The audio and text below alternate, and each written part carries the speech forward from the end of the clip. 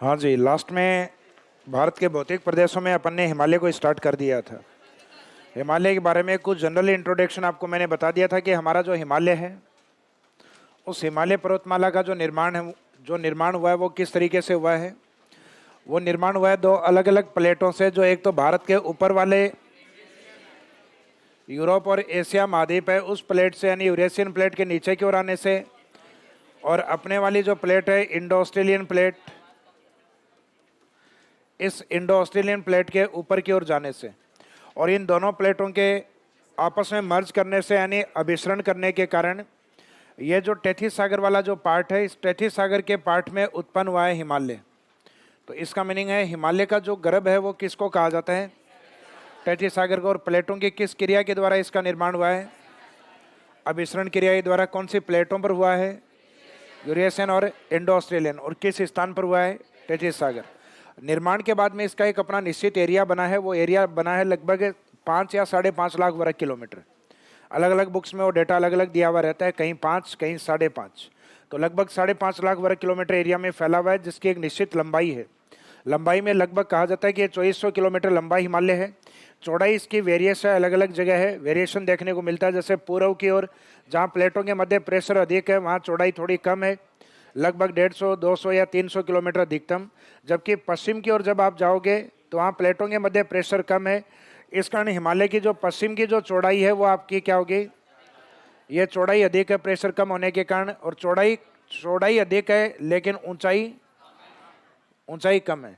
पूर्व की ओर प्लेटों के मध्य प्रेशर अधिक है तो चौड़ाई कम है, और उसके हाइट क्या मिलेगी आपको? ज़्यादा है। तो पूर्वी हिमालय कम चौड़ा और अधिक ऊंचा, पश्चिमी हिमालय अधिक चौड़ा और कम ऊंचा। ऐसा इसलिए क्योंकि प्लेटों के मध्य दबाव अधिक है, और ऐसा इसलिए क्योंकि यहाँ प्लेटों के मध्य दबाव कम है। लास्ट में हेडिंग डलवाई थी हिमालय का अध्ययन, यानी स्टडी करेंगे अपन इसके। तो अध्ययन इसका अलग अलग तरीके से किया जाता है।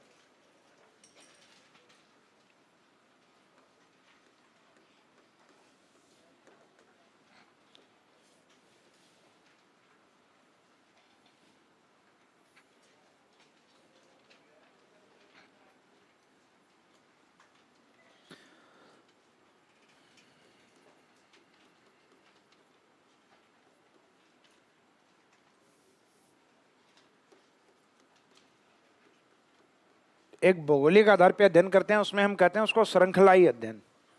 यानी हिमालय है वो कोई एक श्रृंखला नहीं है, या अपन ये नहीं कह सकते कि एक पर्वत है। तो ये एक पर्वतमालाओं की एक श्रृंखला है, जिसमें अलग अलग समय में इसकी अलग अलग पर्वतमालाओं का निर्माण हुआ है। ये टोटल 4 श्रृंखलाओं में है। कितनी श्रृंखलाओं में है? जिसमें ऊपर वाला जो हिमालय है ट्रांस, उसके अलावा जो नीचे वाले हमारे भारत की ओर फैले हुए हैं उसको नाम दिया जाता है मुख्य हिमालय। उनको नाम क्या दिया जाता है? उनको मुख्य हिमालय नाम दिया जाता है। जबकि ऊपर वाली श्रृंखला है वो ट्रांस हिमालय, उसको मुख्य हिमालय का पार्ट नहीं माना जाता। इसका निर्माण सबसे पहले हुआ था ट्रांस का, और इस जस्ट इसके नीचे की ओर आएंगे वैसे वैसे हिमालय नवीन होता जाएगा। जैसे ट्रांस के जस्ट नीचे है वृद्ध, वृद्ध के नीचे है लघु, लघु के नीचे है शिवालिक। तो अगर आपसे कोई पूछा जाए सबसे प्राचीन या वृद्ध जो बूढ़ा हिमालय या वृद्ध हिमालय कौन सा है, तो वह है ट्रांस हिमालय, प्राचीन हिमालय ये है। जबकि नवीन या युवा हिमालय किस हिमालय को कहा जाता है? तो उत्तर से दक्षिण की ओर ये हिमालय क्या होते जाते हैं? नवीन हिमालय। अब ये श्रृंखलाओं के आधार पे हैं। जैसे अभी मैं ये कह रहा हूँ कि मेरे हाथ में 4 अंगुलियाँ हैं, तो ये 4 इसलिए हैं क्योंकि इनके बीच में 3 गैप है। मैं हथेलियों में नहीं कह सकता कि मेरे 4 हथेलियाँ हैं। तो हथेली एक है क्योंकि वो केवल एक ही यूनिट दिखाई दे रही है। तो हिमालय की 4 श्रृंखलाएं इसलिए हैं क्योंकि इनके बीच में 3 भ्रंश हैं। जहाँ सिंधु सांगपो, MCT, MBF। जब राजस्थान में GBF के बारे में जब मैंने आपको बताया उस टाइम हल्का सा मैंने बताया था कि हिमालय के अंदर अलग अलग श्रृंखलाएं हैं। ये श्रृंखलाएं इसलिए हैं क्योंकि इनके बीच में भ्रंश हैं। तो श्रृंखलाओं का जो इसका डिवाइडेशन है वो किसके बेस पे किया हुआ है? वो किया गया है भ्रंशों के आधार पे। जबकि एक दूसरा हिमालय का अध्ययन हम करेंगे प्रादेशिक आधार पे अध्ययन। ये प्रादेशिक जो अध्ययन है ये एक व्यक्ति ने किया था। इस व्यक्ति का नाम था सिडनी बुरार्ड। तो सिडनी बुरार्ड ने नदियों के आधार पे हिमालय को 5 नदियों के आधार पे हिमालय को 4 भागों में बांटा। तो 5 नदियां ली, तो 5 नदियों के बीच में कितने हिमालय होंगे? 1, 2, 3 और 4। तो इसका मीनिंग है उन्होंने 5 नदियों के बीच में हिमालय को कितने प्रादेशिक भागों में डिवाइड किया? 4। तो हिमालय में श्रृंखलाएं भी 4 हैं और प्रादेशिक आधार पे भी कितने भागों में बांटा गया है? 4 भागों में। तो हिमालय का जो अध्ययन अपन करेंगे, एक तो करेंगे श्रृंखला के आधार पे और दूसरा करेंगे अपन प्रादेशिक आधार पर।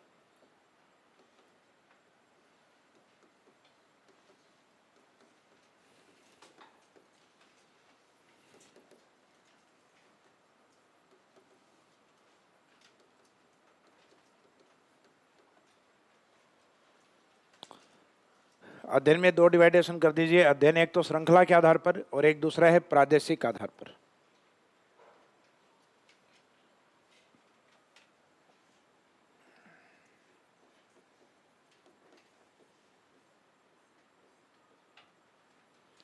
श्रृंखला के आधार पर जो है इसका आधार क्या रहेगा? इसका आधार रहेगा भ्रंश या फॉल्ट।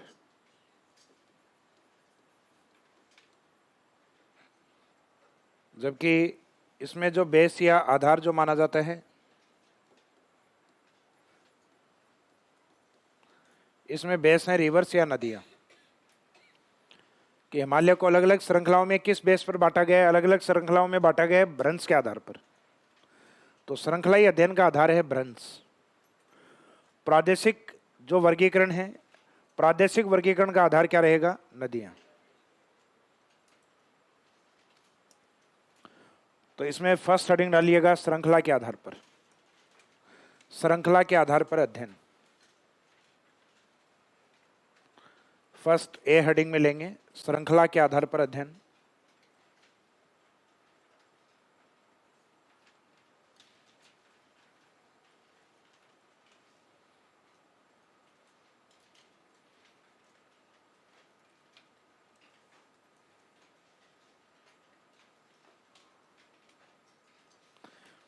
तो क्या हिमालय को हम एक पर्वत श्रेणी कह सकते हैं? तो ये एक पर्वत श्रेणी नहीं होके ये एक पर्वत श्रृंखलाओं की श्रेणी है, यानी ये श्रृंखलाओं के अंदर है। यानी सिर्फ एक, जैसे अरावली पर्वत है तो अरावली एक पर्वतमाला है, सिर्फ ये श्रृंखलाएं नहीं है। अपन ये नहीं कह सकते कि भाई अरावली है, इस अरावली पर्वतमाला के पैरेलल ये हिस्सा भी अरावली है, ये हिस्सा भी अरावली है। अरावली में ऐसा नहीं है। अरावली सिर्फ सिंगल है और एक पर्वत है, एक पर्वतमाला है। तो हिमालय सिर्फ एक पर्वतमाला नहीं है, हिमालय पर्वतों की श्रृंखला है। और इस श्रृंखला में कितनी श्रृंखलाएं हैं? 4 श्रृंखलाएं मानी जाती हैं।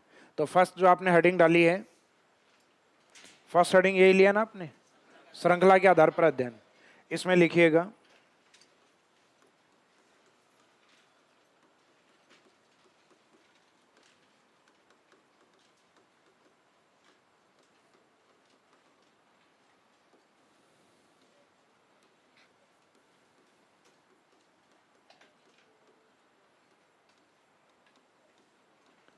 हिमालय पर्वतमाला में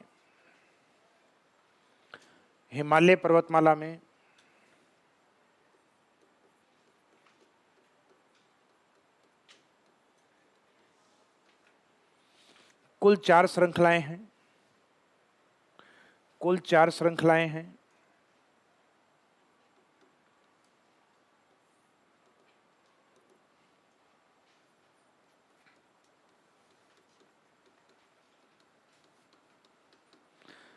जिनके वर्गीकरण या विभाजन का आधार, कुल 4 श्रृंखलाएं हैं जिनके वर्गीकरण या विभाजन का आधार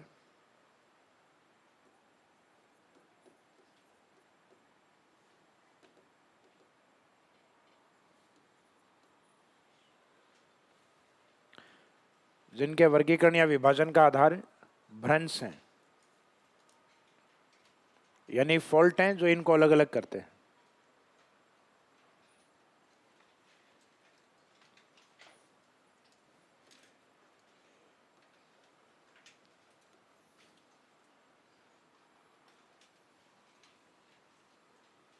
हिमालय का सबसे ऊपरी भाग है ट्रांस हिमालय।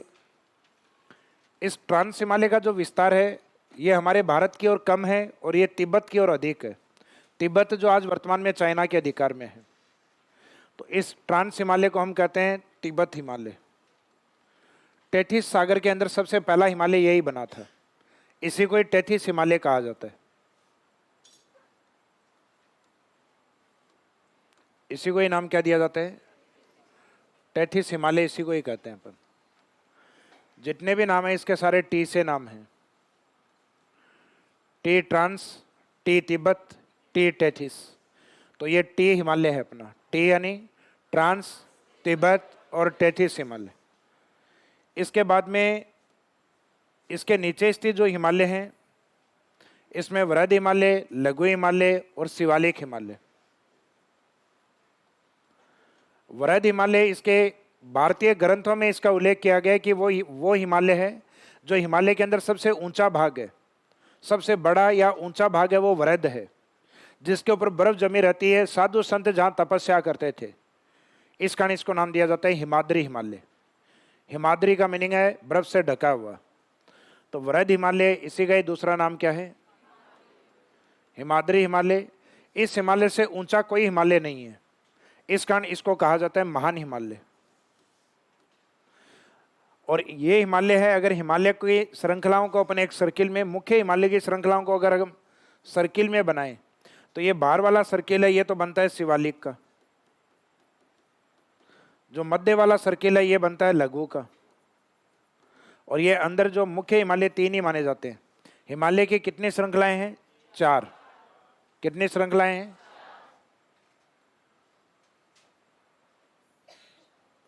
अंडरलाइन कर लो इसको। हिमालय की कितनी श्रृंखलाएं हैं? 4।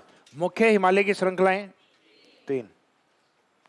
ये आगे बताएंगे इसमें, क्योंकि इन तीनों को अपन कवर करते हुए इन तीनों को लिखेंगे हम मुख्य हिमालय। और भारत के पूर्व में जो बचा हुआ जो हिमालय है उसको हम कहेंगे पूर्वांचल हिमालय। अरुणाचल प्रदेश के बाद में नागालैंड के अंदर, मणिपुर के अंदर, मिजोरम के अंदर, जहाँ Naga hills, Mizo hills, Manipur hills और अरुणाचल के अंदर पटकोई हिल्स, वहाँ पटकोई हिल्स से स्टार्ट होता है वो पूर्वांचल हिमालय, जो कोई श्रृंखलाओं के रूप में नहीं है, बिखरी हुई पहाड़ियों के रूप में है। तो हिमालय का जब श्रृंखलाओं का जब हम अध्ययन करते हैं तो श्रृंखलाओं का अध्ययन 3 भागों में किया जाता है। श्रृंखलाओं का अध्ययन एक तो ट्रांस हिमालय का अलग से किया जाता है, फिर मुख्य हिमालय के अंदर 3 हिमालयों को पढ़ा जाता है और बचे हुए हिमालय को पूर्वांचल हिमालय के रूप में पढ़ा जाता है। तो श्रृंखलाओं का अध्ययन कितने भागों में किया जाता है? हिमालय की श्रृंखलाएं कितनी हैं? 4। और श्रृंखलाओं का अध्ययन कितने भागों में किया जाता है? 3 भागों में, जिसमें एक श्रृंखला ऊपर वाली है ट्रांस, 3 एक साथ बोलेंगे मुख्य हिमालय, और बचा हुआ हिमालय बोलेंगे पूर्वांचल हिमालय, जो भारत के पूर्व में होगा। तो इसका मीनिंग है ये बाहर जो दिख रहा है ये बाह्य हिमालय है, जो बीच में दिख रहा है ये मध्य हिमालय, और जो अंदर की ओर दिख रहा है वो आंतरिक हिमालय। तो इसका एक नाम और आ गया अपने पास, यानी जो मुख्य हिमालय है उसके अंदर ये अंदर वाला हिमालय है आंतरिक हिमालय।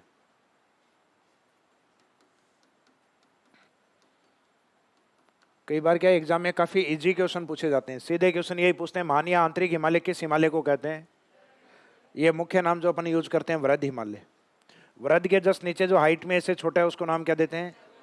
उसको हम कहते हैं लघु, यानी उसकी तुलना में छोटा है। अब ये जो लघु हिमालय है, इस लघु हिमालय का विस्तार भारत में सबसे ज्यादा हिमाचल के अंदर, इस कारण इस हिमालय को हिमाचल हिमालय भी कहा जाता है। हिमाचल हिमालय। और कहा जाता है कि ये जो 3 श्रृंखलाएं इनके बीच में है, इस कारण इसको नाम दिया जाता है मध्य हिमालय।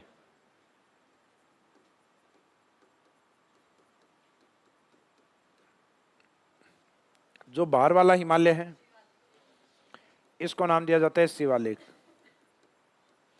कई ज्योग्राफर कहते हैं कि जो शिवालिक हिमालय बना है ये पहले जो बने हुए हिमालय हैं उन्हीं के अवसादों के द्वारा ही ये बना हुआ है। तो ये कोई मुख्य हिमालय नहीं है, ये हिमालय की एक ब्रांच है। इसको अपन उप हिमालय कह सकते हैं, सब हिमालय कह सकते हैं। तो उप हिमालय इसी को ही कहा जाता है, हिमालय का पार्ट माना जाता है। इसको एक श्रृंखला के रूप में इसको मान्यता प्राप्त है, लेकिन इसको कई विद्वान कहते हैं कि ये हिमालय का ही एक पोर्शन, एक श्रृंखला के रूप में इसको मत मानो, लेकिन माना गया है इसको उप हिमालय के रूप में। और सबसे नवीन हिमालय है और बाहर की तरफ दिखेगा आपको इधर, इस कारण इसको बाह्य हिमालय।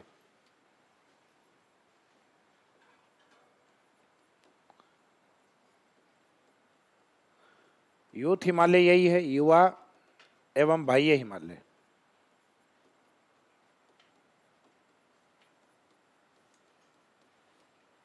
अब हिमालय के जो ये पार्ट आपको दिखाई दे रहे हैं, श्रृंखलाएं जो दिखाई दे रही हैं, 4 श्रृंखलाएं, जिसमें मुख्य हिमालय के कितने भाग हैं?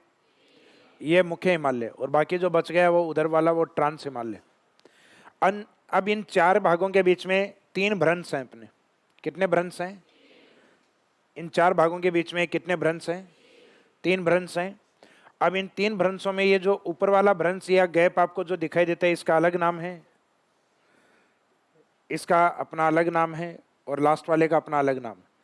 बीच वाले का नाम होगा सेंट्रल, ये सेंटर में है, ये MCT के नाम से।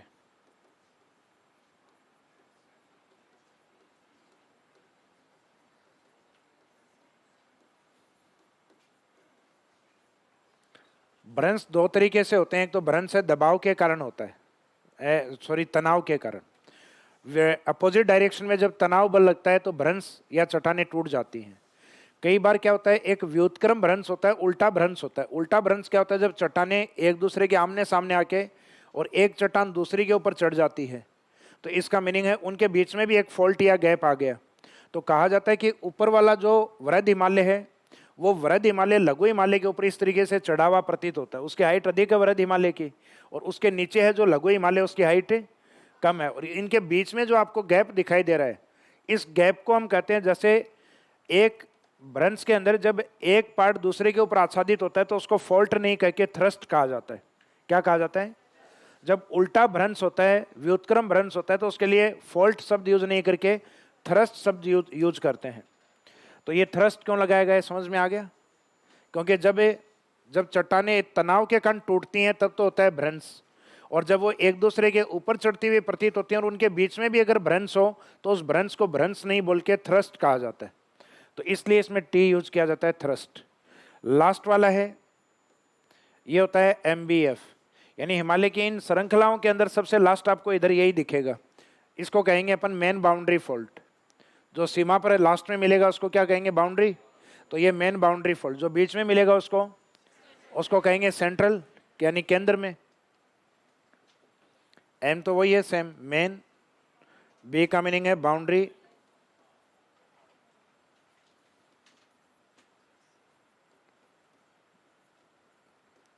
ऐसा सा लगभग अपने राजस्थान में भी था, लेकिन अपने वाले में M की जगह G था। अपने वाला था GBF, ग्रेट बाउंड्री फॉल्ट, और यह है मेन बाउंड्री फॉल्ट। तो फर्क समझ में आ गया? मेन यानी मुख्य, ग्रेट यानी महान। तो अपने वाला था महान और यह है मुख्य। मुख्य सीमांत भ्रंश।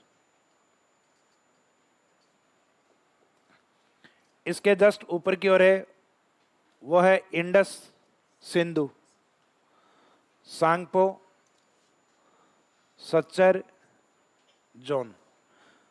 इसको नाम दिया जाता है सिंधु सांगपो सच्चर जोन, इंग्लिश में ITSZ।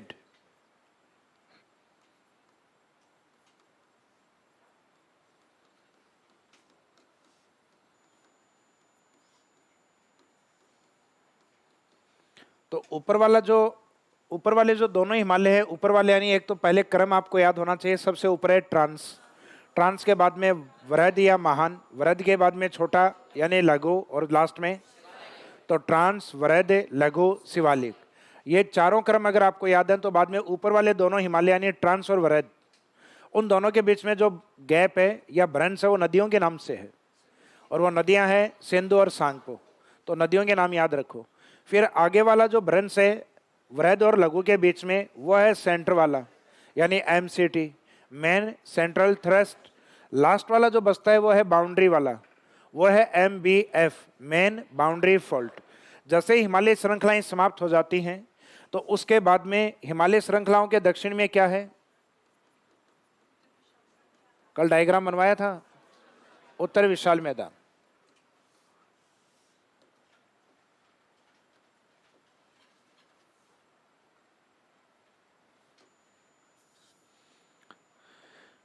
इस उत्तर विशाल मैदान और शिवालिक हिमालय के बीच में यहाँ एक फॉल्ट आता है। इसको हम कहते हैं कि हिमालय, उधर हिमालय की तरफ खड़े हैं अभी अपन, हिमालय के ये सामने का भ्रंश है। इधर हिमालय की ओर खड़े होकर करेंगे हिमालय फ्रंट फॉल्ट, हिमालय के सामने का भ्रंश, हिमालय फ्रंट फॉल्ट। तो हिमालय फ्रंट फॉल्ट ये अलग करता है हिमालय को उत्तर विशाल मैदान से, और हिमालय की सबसे लास्ट वाली श्रृंखला कौन सी है? शिवालिक। तो शिवालिक और उत्तर विशाल मैदान को अलग करने वाला भ्रंश कौन सा है?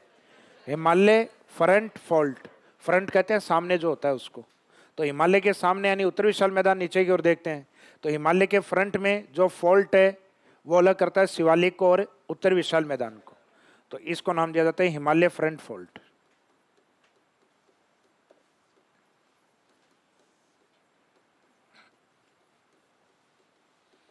इनको बहुत ज़्यादा रटने की आवश्यकता नहीं है, एक मोटा मोटा आइडिया आपको होना चाहिए कि भ्रंशों के नाम क्या हैं।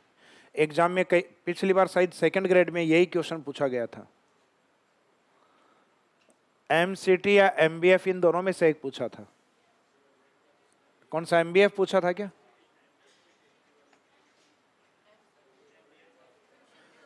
एमसीटी आप में से किसी स्टूडेंट ने बताया था मुझे।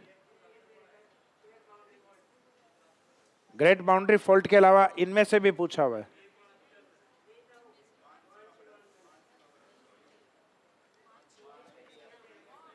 मान सीमांत भ्रंश थोड़ी ना था यार। आप में से किसी एक स्टूडेंट ने मेरे को दिखाया था, अपना बैच वहां लग रहा था ना उस टाइम।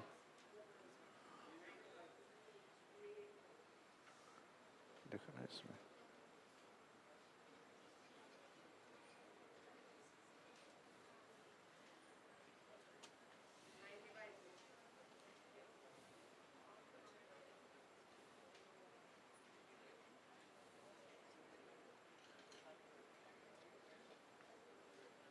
अच्छा, इसमें भ्रंश दिया हुआ है महान सीमांत भ्रंश पृथक करता है। तो महान सीमांत भ्रंश कहाँ है? अब देखो इसमें दिया गया है जीबीएफ दिया है, और लघु हिमालय से महान हिमालय को, लघु हिमालय से महान हिमालय को क्या जीबीएफ है क्या यहाँ पर? नहीं है। जीबीएफ अपना ये वाला जो पार्ट होता है ना अरावली, और इस साइड में राजस्थान में कौन सा भौतिक प्रदेश है? हाड़ौती पठार। और इस हाड़ौती पठार से इस साइड से लेके और उत्तर विशाल मैदान तक इस साइड में कंटिन्यू फैला हुआ ये है जीबीएफ। तो जीबीएफ के इस साइड में अगर आप देखोगे नीचे की ओर, तो ये उत्तर विशाल मैदान का ही पार्ट है। इसके नीचे उत्तर विशाल मैदान, उत्तर में भी इसके उत्तर विशाल मैदान ही है। और इसके उत्तर में देखोगे तो आपको इधर क्या मिलेगा? फिर इधर मिलेगी शिवालिक पर्वतमाला। तो इसमें दिया गया है कि महान सीमांत भ्रंश पृथक करता है लघु हिमालय से महान हिमालय को। तो ये तो नहीं लग रहा कि अपने को अलग करता है। भारत के महान मैदान से शिवालिक को, भारत के महान मैदान यानी उत्तरी विशाल मैदान से शिवालिक को, एक बार होल्ड रखो इसको, ऑप्शन को, आंसर हो सकता है ये। शिवालिक से लघु हिमालय को, शिवालिक से लघु हिमालय को, उसका नाम एमबीएफ है, जेबीएफ नहीं है। महान हिमालय से काराकोरम श्रृंखला को, यानी महान हिमालय और काराकोरम होती है ट्रांस का पार्ट, किस हिमालय का? तो इसका अंदर आंसर क्या होगा? आंसर होगा ये वाला उत्तर विशाल मैदान से और शिवालिक। इसका मीनिंग है उत्तर विशाल मैदान और शिवालिक के बीच में दो भ्रंश माने जाते हैं। हिमालय के जस्ट पास में जो माना जाता है वो तो माना जाता है एचएफएफ, और एक जो राजस्थान से इस साइड में उत्तर विशाल मैदान की ओर जाता है यूपी बिहार तक, उसको नाम दिया जाता है जीबीएफ, ग्रेट बाउंड्री फॉल्ट। तो ये भी उत्तर विशाल मैदान और हिमालय के लिए ठीक है, शिवालिक के लिए ठीक है। और अगर ये ऑप्शन नहीं होता फिर एचएफएफ भी ठीक है। दोनों में से एग्जाम में एक ही आएगा, एग्जाम में दोनों में से एक ही लिया जाएगा। ये डायग्राम समझ में आ रहा है?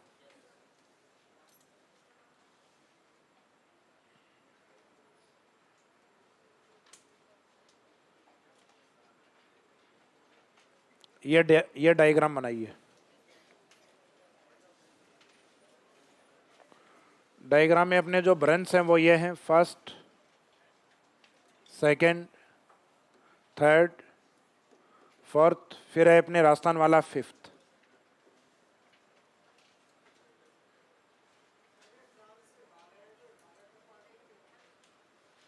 ट्रांस हिमालय हिमालय का पार्ट है, मुख्य हिमालय का पार्ट नहीं है।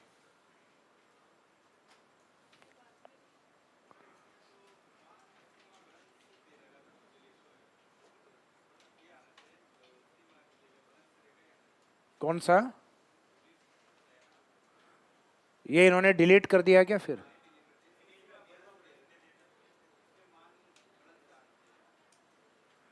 कौन सा?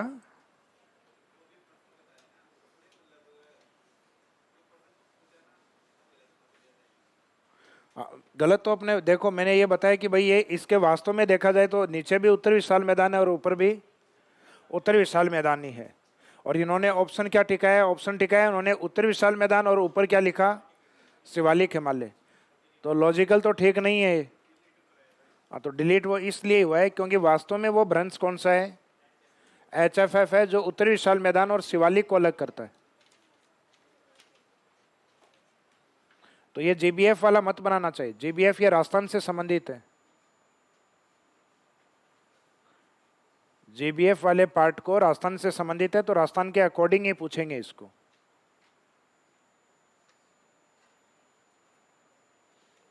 बाद में अरावली और हाड़ौती आ जाएंगे तो फिर आपको लगेगा कि हिमालय का ही पार्ट लगते हैं भी।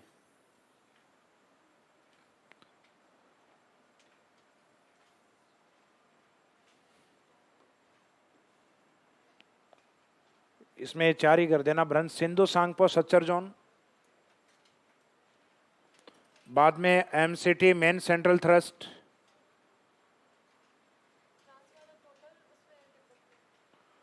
नहीं भारत के अंदर भी है। इसके कुछ भाग हैं जो अपन स्टार्ट करेंगे। ये तो सिर्फ क्या है कि जो पिक्चर है उसके नंबर हैं, नाम आ रहे हैं, अभी कहानी बाकी है।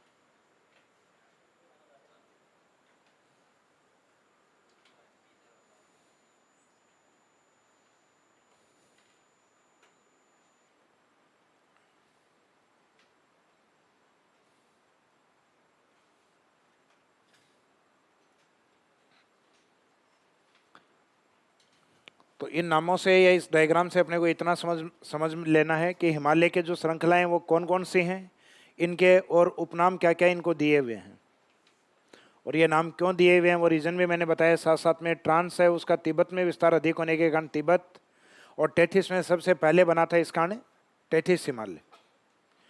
महान हिमालय जिसको ग्रंथों में लिखा है हिमाद्री यानी बर्फ वाला हिमालय, क्योंकि हाइट अधिक है तो ग्लेशियर सबसे ज़्यादा इसी पर है। और विश्व की सबसे ऊंची चोटियां और साधु और संतों के कारण, तपस्या के कारण इसको कहा गया है महान हिमालय। और अगर मुख्य हिमालयों का अगर हम एक सर्कल बनाए तो सर्कल में अंदर की ओर आता है, इस कारण इसको आंतरिक, जो बीच में आता है वो है लघु, और जो बाहर की ओर दिखता है वो है शिवालिक। तो वो अंदर वाला आंतरिक, लघु है वो मध्यम, और शिवालिक को कहते हैं बाह्य हिमालय, जिसको कई कहते हैं कि हिमालय नहीं है तो उप हिमालय है, हिमालय की एक ब्रांच है। तो शिवालिक उप हिमालय है, युवा हिमालय है और बाह्य हिमालय है। लघु हिमालय जो हिमाचल में अधिक होने के कारण हिमाचल हिमालय है, और बीच में दिखने के कारण मुख्य हिमालयों में मध्य हिमालय। 3 मेन भ्रंश है, उनको याद रखना। हिमालय फ्रंट फोल्ड तो समझ में आ जाएगा कि हिमालय के सामने वाला जो है वो।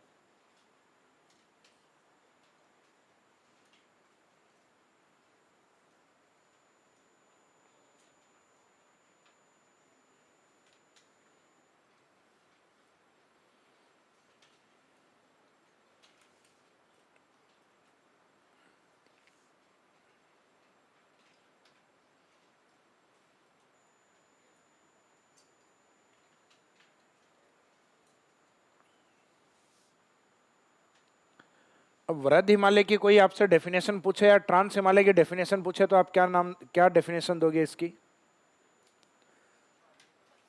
ये टेथिस वाला भाग है। टेथिस हिमालय के ऊपर की ओर यहाँ पर क्या है? यूरेशिया। यूरेशिया ही है ना ऊपर। इसके नीचे क्या है? Indo Australia. तो ट्रांस हिमालय की डेफिनेशन ये होगी कि वृद्ध हिमालय के उत्तर में स्थित या सिंधु सांगपो सच्चर जोन के उत्तर में स्थित हिमालय को नाम क्या दिया जाता है? ट्रांस हिमालय। जिसका वर्तमान भारत में सर्वाधिक विस्तार है लद्दाख में। पुरानी ज्योग्राफी पढ़ोगे तो उसमें मिलेगा कि इसका विस्तार मुख्यतः जम्मू कश्मीर में है। तो वर्तमान में इसका जो हिस्सा है जम्मू कश्मीर की जगह वो स्थान क्या लिखा जाएगा? लद्दाख, क्योंकि अब ज्योग्राफी हमारी चेंज हो गई है। इसको अध्ययन के लिए बाद में अपन अलग अलग भागों में डिवाइड करेंगे। इसका जो उत्तरी भाग होगा ट्रांस हिमालय का वो होगा काराकोरम, उसके बाद में नीचे होगा जास्कर, उसके बाद में होगा आपका लद्दाख। तो ये लद्दाख, जास्कर, काराकोरम, ये जो नाम आप सुनते हो वो किसके पार्ट हैं? ट्रांस हिमालय। ये अपने भारत के अंदर स्थित है, और भारत में केवल ये लद्दाख वाला पोर्शन है उसको कवर करता है। और उसके बाद में लद्दाख को क्रॉस करते हुए चाइना की ओर चला जाता है, किस एरिया में? तिब्बत की ओर। तो तिब्बत में आपने नाम सुना होगा कैलाश, कैलाश मानसरोवर, वो इसी हिमालय में है, ट्रांस हिमालय में। केटू भी इसी में आएगा।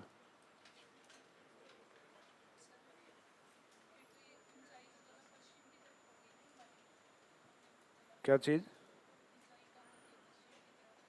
एक अपवाद ही है वो। सबसे अभी एक बार पिक्चर बाकी है, रुको आप।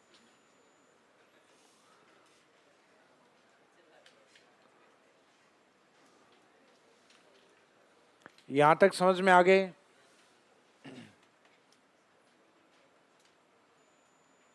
अब इनको अलग से लिखवाने की जरूरत थोड़ी ना, भ्रंशों को सिंधु सांगपो सच्चर जोन भ्रंश लिखवा के कि ये ट्रांस हिमालय और ये ट्रांस हिमालय और वृहद हिमालय के मध्य स्थित है। फिर मैं जो मेन सेंट्रल है उसके आगे डेफिनेशन होगी कि यह भ्रंश वृहद हिमालय और लघु हिमालय के मध्य स्थित है। लिखवाने की आवश्यकता नहीं है ना, क्योंकि इन हिमालयों की डेफिनेशन में भी अपन लिखेंगे। जैसे वृहद हिमालय की परिभाषा हम दो तरीके से दे सकते हैं कि वृहद हिमालय या हिमाद्री हिमालय क्या है। ट्रांस हिमालय एवं लघु हिमालय के मध्य स्थित हिमालय को वृहद हिमालय कहा जाता है। या दूसरी डेफिनेशन ITSZ यानी सिंधु सांगपो सच्चर जोन एवं MCT के मध्य यानी इन भ्रंशों के मध्य स्थित हिमालय को वृहद हिमालय। आजकल एग्जाम में इस तरीके के क्वेश्चन अधिक आते हैं। ये भ्रंश आपको क्वेश्चन में देंगे कि इन भ्रंशों के बीच वाला जो हिमालय है वो कौन सा है। तो इसका मीनिंग जिसके भ्रंश पड़े हुए होंगे उनका ये क्वेश्चन ठीक होता है। तो आप तो अपनी वो 4 श्रृंखलाएं बना लेना, पहले अपने आप पता लग जाएगा। इन श्रृंखलाओं के नाम लिख देना कि ये ऊपर वाली तो है ट्रांस है, ये वृहद है, इससे छोटा ये लघु है, और लास्ट वाला ये शिवालिक है। और इन 4 के बीच में ये जो गैप आपको दिख रहे हैं उसमें सबसे पहले तो लिखना बीच वाले को MCT को, ये सेंटर वाला हो गया, ये बाउंड्री वाला हो गया मेन बाउंड्री फॉल्ट, और ये नदियों वाला हो गया सिंधु सांगपो सच्चर जोन। ये वैसे सीधा रोमिंग में लिख दिया अपन ने, सही नाम तो नहीं है। सिंधु को इंडस कहते हैं, सांगपो T से स्टार्ट होता है और SZ लिखा जाता है। तो सिंधु सांगपो सच्चर जोन, तो नदियों वाले नाम रहेंगे ऊपर वालों के बीच में। तो अब आपको एग्जामिनर ने क्वेश्चन क्या दिया है, फिर उस क्वेश्चन को देख के फिर डिसाइड किया करो कि आंसर क्या बैठेगा। यानी ये जब भी भ्रंश वाला क्वेश्चन आपको दिया जाए तो ये साइड में ये डायग्राम बना लिया करो, डायग्राम बना के फिर आंसर दिया करो। और इसके बाद में अगर उत्तर विशाल मैदान की उन्होंने चर्चा कर रखी है क्वेश्चन में, तो यहाँ एक भ्रंश और बना लिया करो HFF, हिमालय फ्रंट फॉल्ट, फिर यह रहेगा। तो इसका मीनिंग शिवालिक हिमालय की परिभाषा क्या होगी? उत्तर विशाल मैदान एवं लघु हिमालय के मध्य स्थित हिमालय को। दूसरी परिभाषा MBF मेन बाउंड्री फॉल्ट और हिमालय फ्रंट फॉल्ट भ्रंशों के मध्य स्थित हिमालय को शिवालिक हिमालय कहा जाता है। तो अगर ये फॉल्ट और ये इस तरीके से याद है तो डेफिनेशन आप अपने दिमाग में ये मत सोचो कि नहीं मेरे को याद नहीं हो रही। आप डायग्राम बना के फिर देखो कि आपको समझ में आया या नहीं आया। ये याद नहीं होंगे। ऐसे मेरे से भी कोई पूछे अचानक कि वृहद हिमालय बताओ, तो मेरे को भी एक बार सोचना पड़ेगा कि भ्रंश कौन कौन से हैं, उन भ्रंशों के बीच में है। तो इसका मीनिंग इस तरीके से स्ट्रक्चर बना के आपको एग्जाम में समझ में आ जाना चाहिए कि इसमें अपने को लिखना क्या है। हालांकि लिखना नहीं, आपको तो टिक करने वाला ही एग्जाम है। तो अब इसके अंदर जो श्रृंखला के आधार पे जो हिमालय है, कितनी श्रृंखलाओं में बटा हुआ है? 4। अब श्रृंखलाओं के आधार पर हिमालय का जब अध्ययन किया जाता है तो अध्ययन में इसको 3 भागों में बांटा जाता है। ट्रांस अलग रहेगा, मुख्य हिमालय अलग रहेगा, और पूर्व में जो फैला हुआ जो हिमालय बिखरा हुआ हिमालय पूर्वांचल वो अलग रहेगा। तो नेक्स्ट लाइन में लिखिएगा,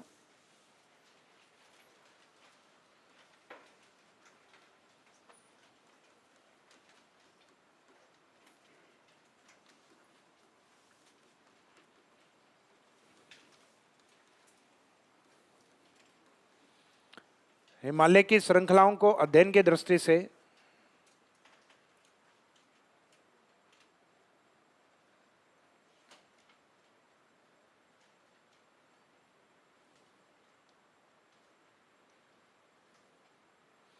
हिमालय की श्रृंखलाओं को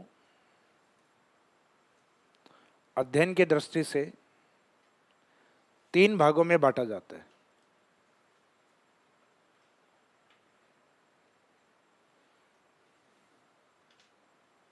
तो हिमालय की श्रृंखलाओं का ये अध्ययन है। मैंने ये नहीं पूछा कि हिमालय कितनी श्रृंखलाओं में, हिमालय कितनी श्रृंखलाओं में है? 4 श्रृंखलाओं में। मुख्य हिमालय में 3 ही श्रृंखलाएं, ट्रांस को उसमें नहीं मानते। तो एग्जाम में अगर क्वेश्चन आ जाए कि मुख्य हिमालय में कौन सी शामिल नहीं है, तो वो एग्जाम में ट्रांस देते हैं या ट्रांस के कुछ भाग हैं उनको ऑप्शन में देते हैं। जैसे वृहद हिमालय, लघु हिमालय, शिवालिक हिमालय, काराकोरम हिमालय। तो काराकोरम ट्रांस का ही भाग है। या लद्दाख हिमालय, लद्दाख भी उसी का ही पार्ट है। या जास्कर हिमालय, या फिर ट्रांस वाले तीनों के नाम देते हैं वो, काराकोरम, जास्कर, लद्दाख, और एक दे देंगे लघु हिमालय। कौन सा हिमालय ट्रांस हिमालय का पार्ट नहीं है? लघु हिमालय। लघु हिमालय के भी कई नाम है, जैसे पीर पंजाल, जम्मू कश्मीर में कहा जाता है। तो ये लघु नहीं देके पीर पंजाल लिखते हैं कि कौन सा ट्रांस हिमालय का पार्ट नहीं है, तो लघु हिमालय के बारे में लिखा जाता है ज़्यादातर, पीर पंजाल नाम आता है इसका एग्जाम में। तो आगे जैसे जैसे पढ़ेंगे इनके और भी नाम अपने सामने आएंगे। तो हिमालय की श्रृंखलाओं को अध्ययन की दृष्टि से 3 भागों में बांटा जाता है।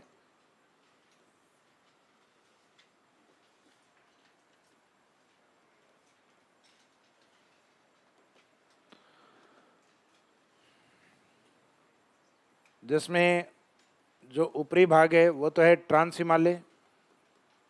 अब यहाँ सारे नाम लिखने की आवश्यकता नहीं है। अब अपने को पता है कि टी वाले सारे इसी के ही हैं।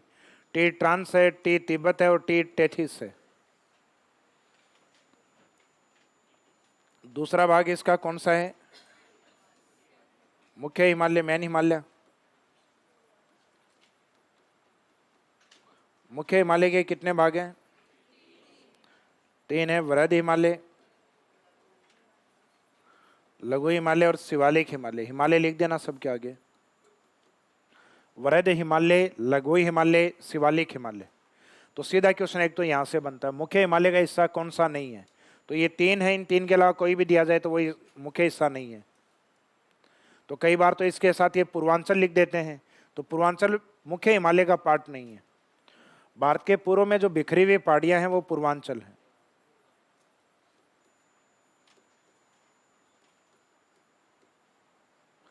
पूर्वांचल, पूर्वांचल हिमालय लिख देना उसको भी, पूर्वांचल हिमालय।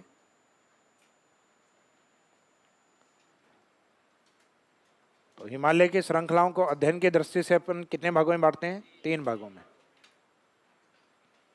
और एक पूछा जाए हिमालय कितनी श्रृंखलाओं में विस्तृत है, तो हिमालय 4 श्रृंखलाओं में विस्तृत है। अब इसका जो श्रृंखला अध्ययन, उसमें सबसे पहले अध्ययन करेंगे अपन सबसे ऊपर वाले हिस्से का, यानी ट्रांस हिमालय का। आपने ये जो डायग्राम बनाया था ना, ये ट्रांस और ये वाला,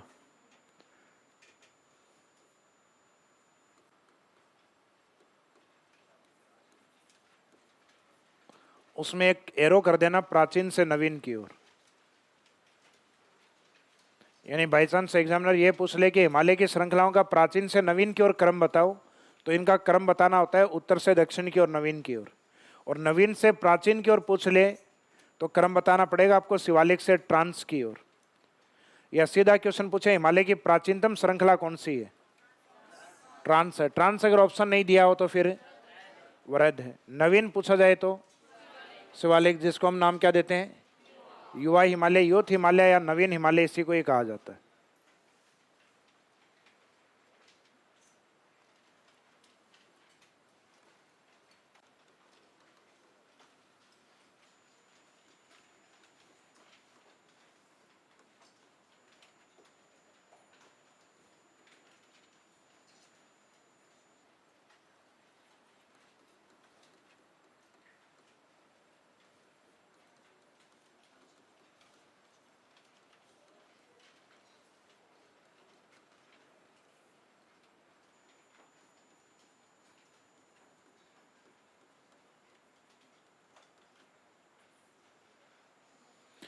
ये शब्द प्राचीन हिमालय के संदर्भ में लिखा है अपन ने।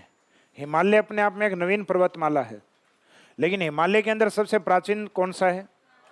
ट्रांस। तो हिमालय की सबसे उत्तरी एवं प्राचीन श्रृंखला को ट्रांस हिमालय कहा जाता है। हिमालय की सबसे उत्तरी, जो डायग्राम में अभी देखा था अपन ने, हिमालय की सबसे उत्तरी एवं प्राचीन श्रृंखला को, यानी कोई नया शब्द अपन ने यहां नहीं लिखा है,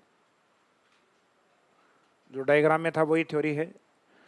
हिमालय की सबसे उत्तरी एवं प्राचीन श्रृंखला को ट्रांस हिमालय कहा जाता है। ट्रांस हिमालय कहा जाता है।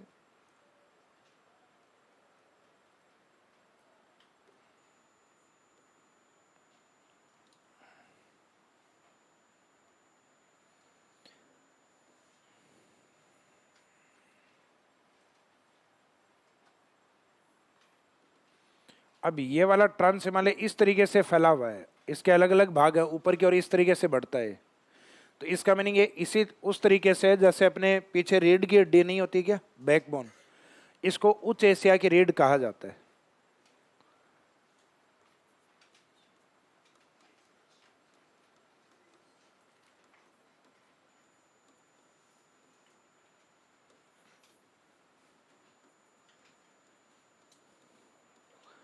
रीढ़ की हड्डी को अपन क्या बोलते हैं, बैकबोन।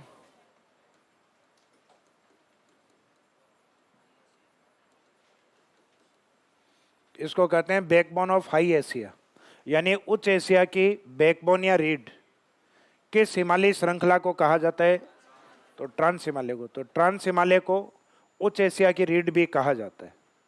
नेक्स्ट लाइन में लिखिएगा, ट्रांस हिमालय को उच्च एशिया की रीढ़ कहा जाता है।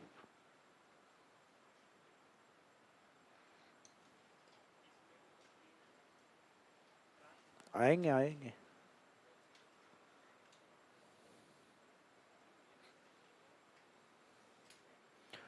ट्रांस हिमालय को उच्च एशिया की रीढ़ बैकबोन ऑफ हाई एशिया, उच्च एशिया की रीढ़ कहा जाता है। यानी ये जो स्टेटमेंट है, जैसे अपन राजस्थान में यूज करते हैं ना कि राजस्थान में संतों का शिखर गुरु शिखर है, तो वैसे ही हिमालय के अंदर एशिया की जो रीढ़ है, उच्च एशिया की जो रीढ़ है, वो किस श्रृंखला को कहते हैं, वो ट्रांस हिमालय को। हिमालय की सबसे उत्तरी और प्राचीन श्रृंखला किसको कहते हैं, ट्रांस हिमालय को कहा जाता है। अब इसका भारत में विस्तार कहां पर है, भारत में इसका वर्तमान भारत के अकॉर्डिंग देखा जाए तो इसका विस्तार है मुख्यतः लद्दाख के अंदर। तो ये इसका इंट्रोडक्शन दिया है अभी तक अपन ने। नेक्स्ट लाइन में लिखिएगा स्थिति, क्या चीज, हाई ऊपर की ओर जाता है ना ये भाई, एशिया के इस साइड में यूं उच्च एशिया की ओर, उच्च एशिया मीनिंग है उत्तरी एशिया की ओर फैलता हुआ है। तो इस कारण हाई एशिया की रीढ़ के रूप में है, ये बैकबोन के रूप में। या अपने वाला जो हिस्सा है, अपन कौन से एशिया में आते हैं, अपन आते हैं दक्षिणी एशिया में, और अपने बाद में इधर वाला ये एशिया क्या है, उत्तरी एशिया, उच्च एशिया, ये निम्न एशिया इधर। तो उच्च एशिया की जो रीढ़ है, यानी जो बीच वाला ये हिस्सा, ये क्या है, कुछ हिस्सा एशिया का इधर है, शरीर का अपना कुछ हिस्सा इधर है और कुछ हिस्सा इधर, बीच वाला हिस्सा क्या है, रीढ़ है। तो ये उच्च एशिया की रीढ़ है। और इसके जस्ट नीचे कौन सा एशिया है, दक्षिणी एशिया, जहां भारत प्रमुख या बड़ा देश है।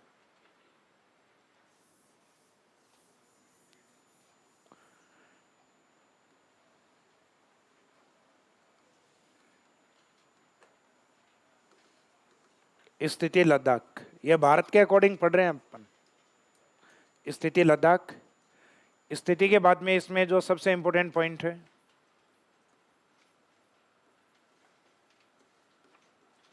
वह है इस हिमालय का अध्ययन। अब अध्ययन की दृष्टि से इस हिमालय को कितने भागों में डिवाइड किया जाता है, 3 श्रृंखलाओं में, काराकोरम, उसके बाद में जास्कर और उसके बाद में लद्दाख। तो इसमें अध्ययन में लिखिएगा, ट्रांस हिमालय को अध्ययन की दृष्टि से 3 भागों में बांटा जाता है। ट्रांस हिमालय को अध्ययन की दृष्टि से 3 भागों या 3 श्रृंखलाओं में बांटा जाता है। 3 भागों ऑब्लिक श्रृंखला लिख देना, 3 भागों ऑब्लिक श्रृंखलाओं में बांटा जाता है। ट्रांस हिमालय को अध्ययन की दृष्टि से 3 भागों ऑब्लिक श्रृंखलाओं में बांटा जाता है।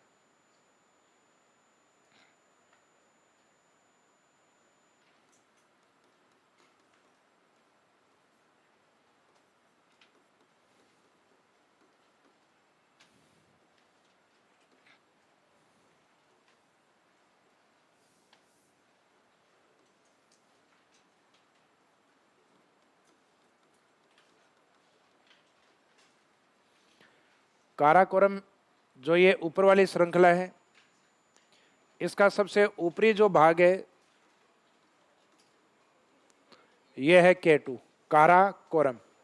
इसको कहते हैं माउंट काराकोरम। इसको नाम क्या देंगे? माउंट काराकोरम, यानी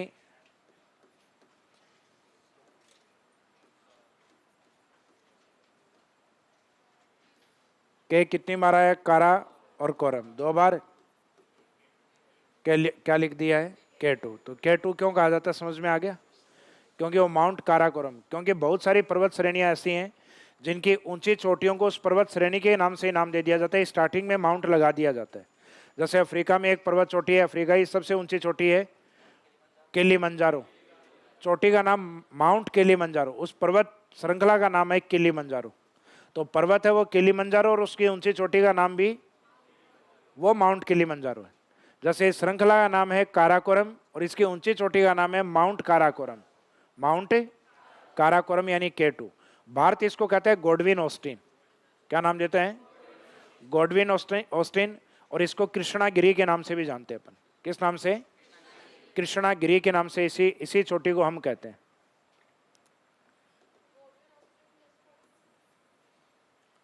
कोई ऐतिहासिक रीजन तो नहीं है उसके पीछे, यानी कोई ज्योग्राफिकल नेम ही गॉडविन ऑस्टिन दिया है और एक कृष्णागिरी भी है।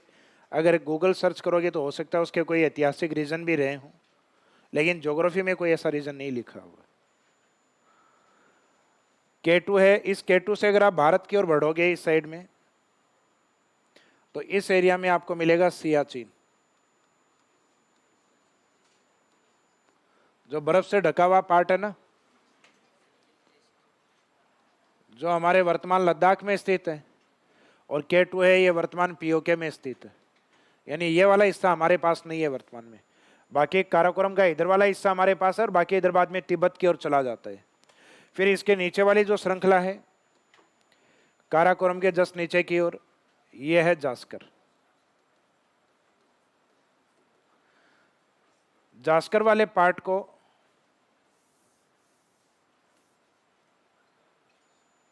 लद्दाख आएगी।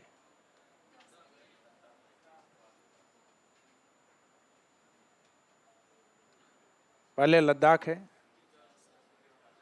फिर जस्ट नीचे वाली जो श्रृंखला है वो कौन सी है? जास्कर। क्योंकि ये लद्दाख और जास्कर हैं, इनके बीच में से एक नदी एंट्री करती है सिंधु। इधर सिंधु कहाँ से आती है? तिब्बत की ओर से। और ये आके इस जास्कर वाले पार्ट को यहाँ बीच में से काटती है।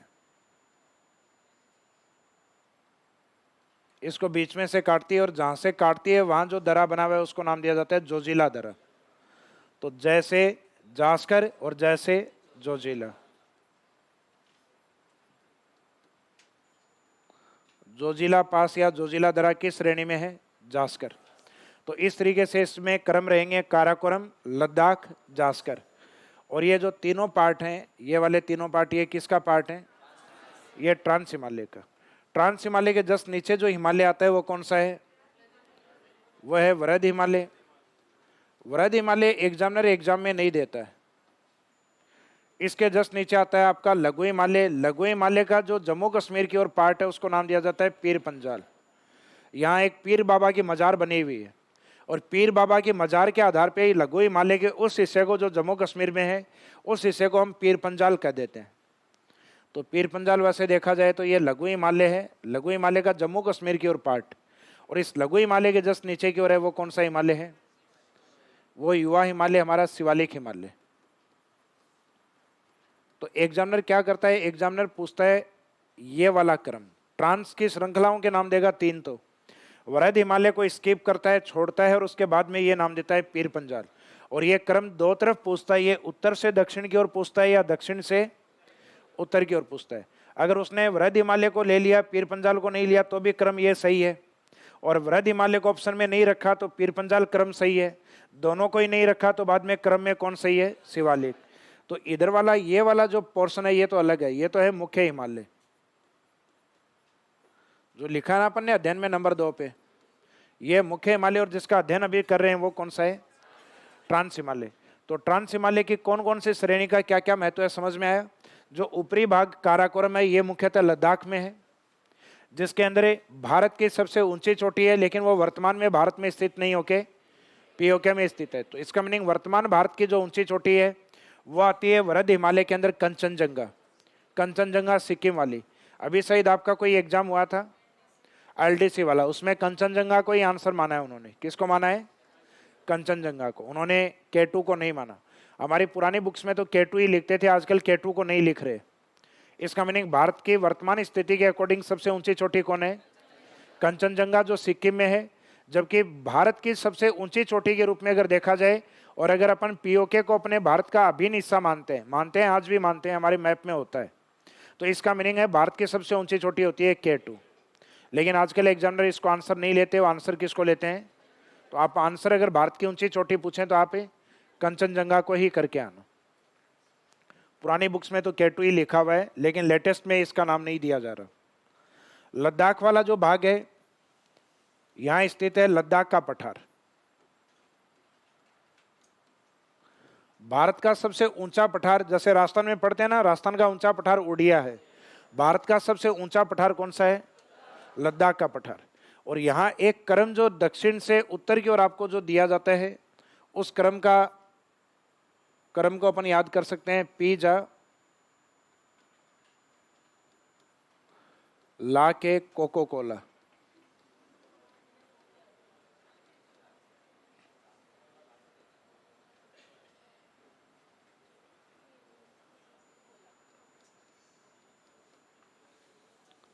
तो ये क्रम ये पूछते ही है, पी से नीचे पीर पंजाल, वृहद हिमालय नहीं है इसमें शामिल, लघु हिमालय वाला नाम है पीर पंजाल, जास्कर, लद्दाख, काराकोरम। कोको कोला को क्या बोलेंगे? काराकोरम। तो पीर पंजाल है, जास्कर है, लद्दाख है, काराकोरम। लद्दाख का जो पूर्वी भाग इधर फैला हुआ है वो है कैलाश। वो तिब्बत की ओर किस नाम से है? कैलाश के नाम से है। तो लद्दाख के पूर्व का विस्तार तिब्बत की ओर किस नाम से फैला हुआ है? कैलाश, जहां कैलाश मानसरोवर की यात्रा होती है।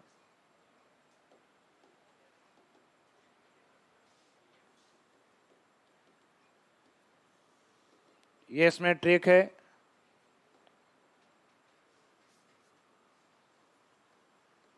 South two. अब इसमें एग्जाम में एग्जामिनर एक ही डायरेक्शन लिखता है, उसका डायरेक्शन लिखने का एक अलग तरीका है। पुराने क्वेश्चन पेपर निकालोगे तो पता लग जाएगा।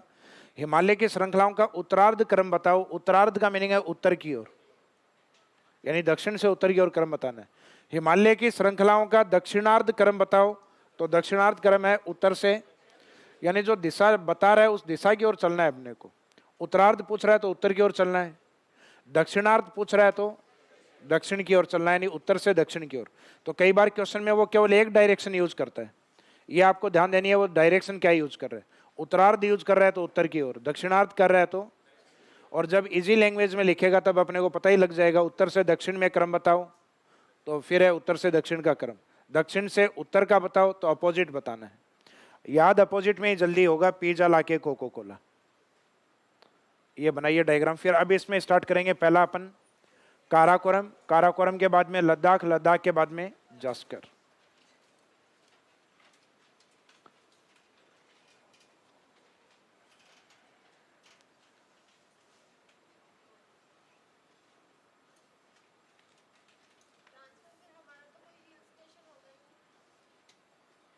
ट्रांस हिमालय पे हिल स्टेशन आते हैं अपने लघु हिमालय में।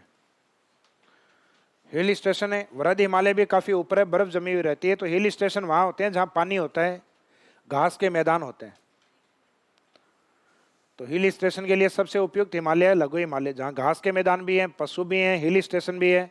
कहा जाता है वो हिमालय जो अपने स्वास्थ्य के लिए या इनकम प्राप्त करने में सबसे ज्यादा अग्रणीय है, वो लघु हिमालय।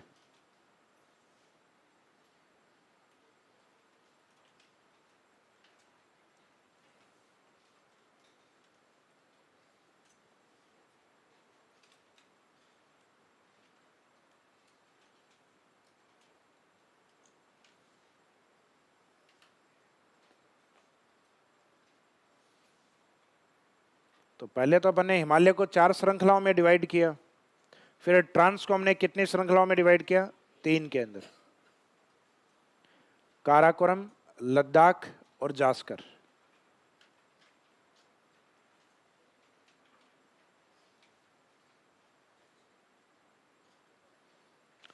आगे वाले भाग है ये आप इंडिकेट कर देना कि ये वाला जो पोर्शन है वो अपन अध्ययन कर रहे हैं वो है ट्रांस हिमालय, और आगे वाला ये इंडिकेट कर देना, क्योंकि कई बार ये क्रम पूछते हैं इसलिए जरूरी है आगे का क्रम याद रखना। लेकिन उनको आगे वाले क्रम को ये भी इंडिकेट कर देना कि वो मुख्य हिमालय है, यानी ट्रांस के अलग वाला पार्ट है वो। तो उसको डायग्राम में अपन ने इसलिए दर्शाया है क्योंकि एक क्रम एग्जाम में पूछा जाता है। पुराने क्वेश्चन पेपर देखोगे तो समझ में आ जाएगा कि इस क्रम के अंदर ये क्वेश्चन पूछे हुए हैं। ये डायग्राम बना लिया।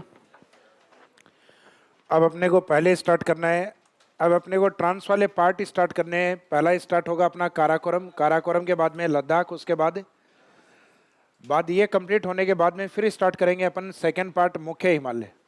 फिर मुख्य हिमालय में अपने पार्ट स्टार्ट होंगे वृहद हिमालय, लघु यानी पीरपंजाल हिमालय, और उसके बाद में शिवालिक हिमालय, और फिर जो बच गया है वो स्टार्ट होगा फिर पूर्वांचल हिमालय। कौन सा हिमालय? पूर्वांचल हिमालय। तो ट्रांस हिमालय के अंदर फर्स्ट हेडिंग डालिए काराकोरम। काराकोरम, काराकोरम की डेफिनेशन क्या होगी? डायग्राम में देख के क्या लग रहा है क्या होनी चाहिए? ट्रांस हिमालय की सबसे उत्तरी श्रृंखला को काराकोरम कहा जाता है, जिसका विस्तार भारत के लद्दाख में है। लद्दाख में है, लद्दाख में है और लद्दाख में है। तीनों में एक कॉमन लाइन आएगी, स्थिति लद्दाख। क्यों? क्योंकि ट्रांस हिमालय की स्थिति अपन ने कहाँ लिखी है? इससे जस्ट ऊपर, अध्ययन से जस्ट ऊपर एक लाइन लिखी है, स्थिति, स्थिति लद्दाख। तो इसका मीनिंग काराकोरम भी भारत के लद्दाख में है। लद्दाख, ये तो लद्दाख में होनी है, जास्कर ये भी लद्दाख में। तो फर्स्ट हेडिंग आपने ट्रांस को अपन ने इस हेडिंग में लिया हुआ ना, first.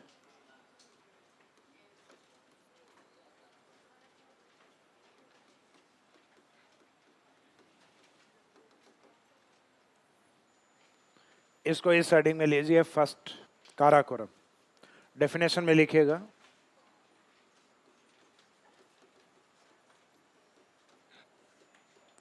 Trans Himalaya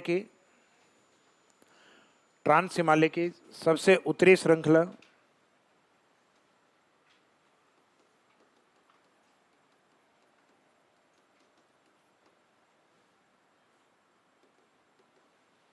trans Himalaya की सबसे उत्तरी श्रृंखला को काराकोरम कहा जाता है।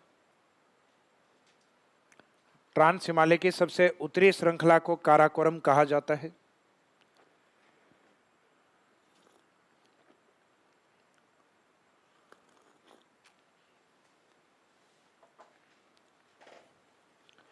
काराकोरम कहा जाता है।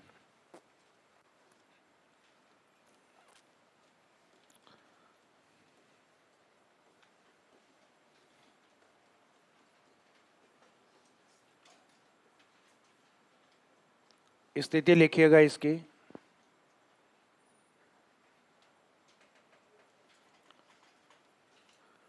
ट्रांस की लिखी हुई है ना स्थिति अपनी, वही एरिया है।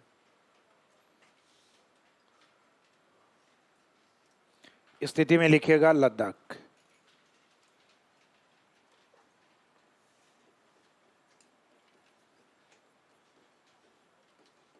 विशेषता,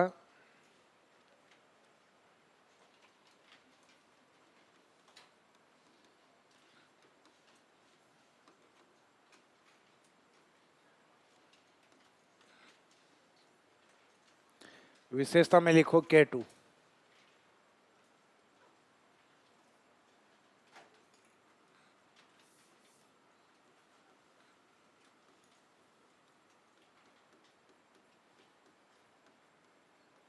काराकोरम की सर्वोच्च चोटी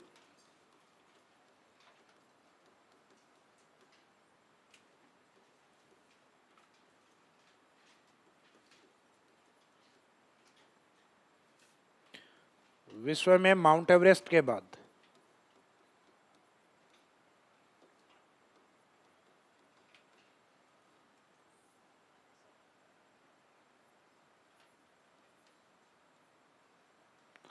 आठ 8,848 या 50 दो डेटा यूज होते हैं इसमें। लेटेस्ट वाले में 50 कंसिडर किया जाता है। विश्व में माउंट एवरेस्ट के बाद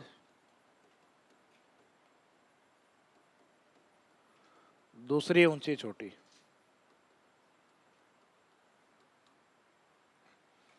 विश्व में माउंट एवरेस्ट के बाद दूसरी ऊंची चोटी।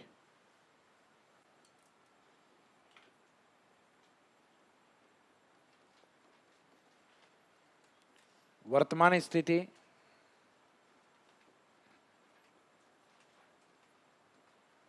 पीओके।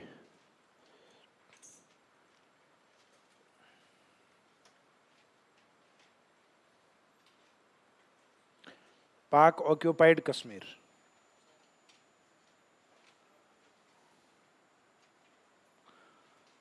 काराकोरम की सर्वोच्च चोटी, इसके आगे ब्रैकेट में 8,611 मीटर ये हाइट मेंशन कर देना।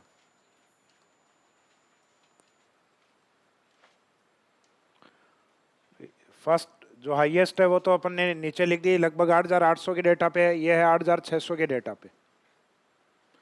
जो हाईएस्ट है वो 8,800 और ये 8,600 पे। फिक्स डेटा याद करने की आवश्यकता नहीं, 8,600 प्लस है बस।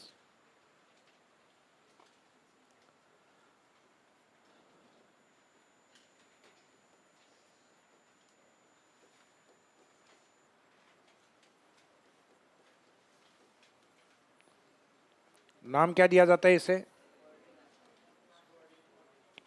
इसे गॉडविन ऑस्टिन,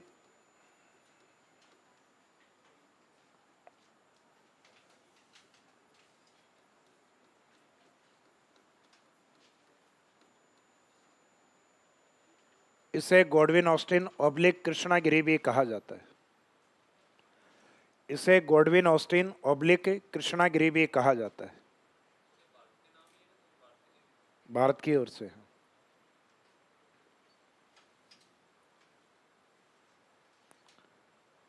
तो इसका मीनिंग है गॉडविन ऑस्टिन किस चोटी को कहा जाता है? K2 को।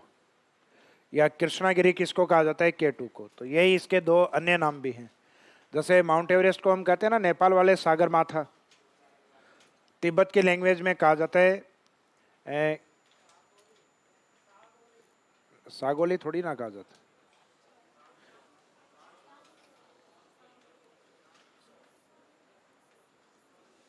तिब्बत की लैंग्वेज में एक शब्द आता तो है, ध्यान नहीं आ रहा मुझे।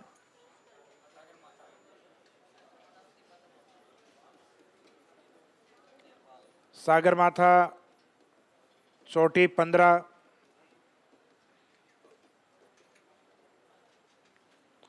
चोम लुंगमा, ये इसका तिब्बत में नाम है। चोम लुंगमा, यानी जब हिमालय की जो चोटियों का अध्ययन किया जा रहा था तो इसमें इस तरीके से लिखा जा रहा था, चोटी फर्स्ट उसका मेजरमेंट कितना हुआ है, उसकी हाइट कितनी आई है वो लिख दी। चोटी नंबर 2 का सर्वे हुआ, उसकी हाइट लिख दी। चोटी नंबर 3 का सर्वे हुआ। ऐसे लगभग सैकड़ों चोटियों का अध्ययन किया गया। फिर पता किया कि सबसे ऊंची कौन सी है, तो उन्होंने कहा सर्वे जो नंबर 15 पे हुआ सबसे अधिक हाइट वाली है। सर्वे हुआ था माउंट जॉर्ज एरी के उपस्थिति के अंदर। तो जो माउंट जॉर्ज एरी थे उनकी उपस्थिति में होने के कारण इसको माउंट एवरेस्ट कहा गया है। तो माउंट एवरेस्ट जिस व्यक्ति के नेतृत्व में यह सर्वे हुआ था उनके नाम से इसको एवरेस्ट दिया गया। और सर्वे में नंबर 15 पे ये मेजरमेंट किया गया था, तो इसको चोटी 15 कहा जाता है। नेपाल वाले इसको सागर माथा कहते हैं और चाइना वाले इसको कहते हैं चोम लुंगमा, यानी क्वीन ऑफ माउंटेन्स, पर्वतों की रानी कहते हैं इसको। इस चोंग लुंगमा का हिंदी शब्द होता है पर्वतों की रानी। तो माउंट एवरेस्ट को क्या बोला जाता है? पर्वतों की रानी कहा जाता है।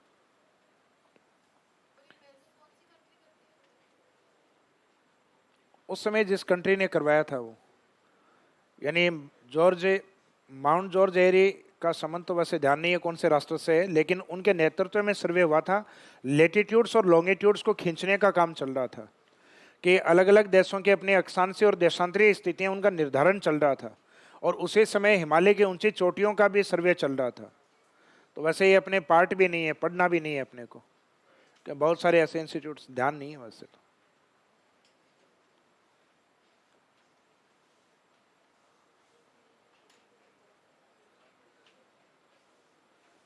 तो इसका मीनिंग, इसमें जो K2 है उस K2 का इंट्रोडक्शन मैंने आपको करवा दिया है कि K2 का क्या इंपॉर्टेंस है।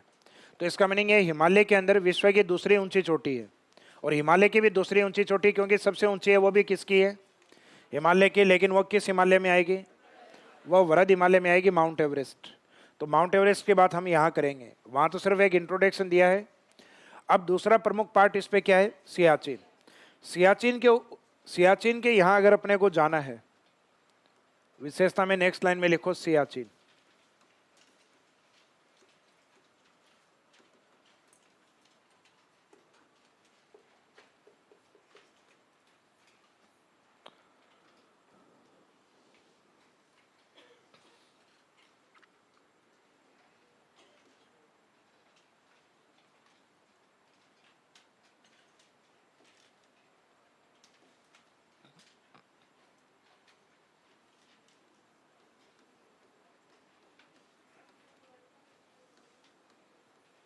सियाचिन ग्लेशियर जब मेल्ट होता है, पिघलता है, तो यहां से इस साइड से एक नदी आती है। यह सिंधु की एक सहायक नदी है, इसका नाम है नुब्रा।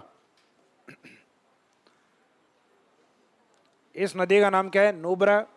और ये नुब्रा नदी जो घाटी बनाती है उसको कहते हैं नुब्रा घाटी। तो इंडियन आर्मी जब सियाचिन की ओर जाती है तो उसको जाने का रास्ता ये है, नुब्रा घाटी। तो सियाचिन के ऊपर किस घाटी के माध्यम से जाते हैं, तो नुब्रा घाटी से होते हुए हम सियाचिन पे पहुंचते हैं।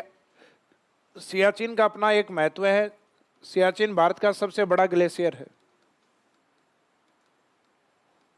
सबसे बड़ा ग्लेशियर को हिंदी में कहते हैं हिमानी।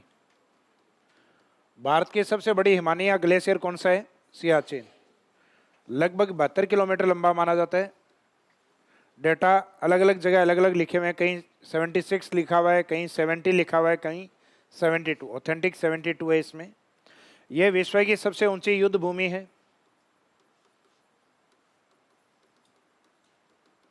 विश्व की सबसे ऊंची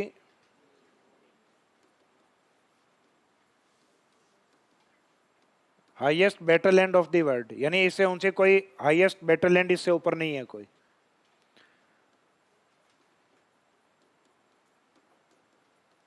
ऑपरेशन मेघदूत 1984।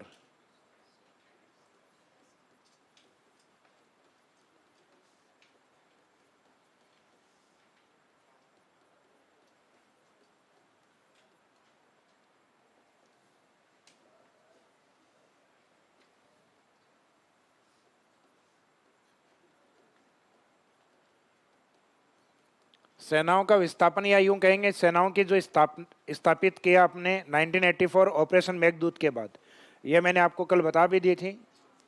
तो उसके बाद में मेघदूत, ऑपरेशन मेघदूत के बाद में ये विवाद में है भारत और पाकिस्तान के बीच। पहले कोई विवाद नहीं था।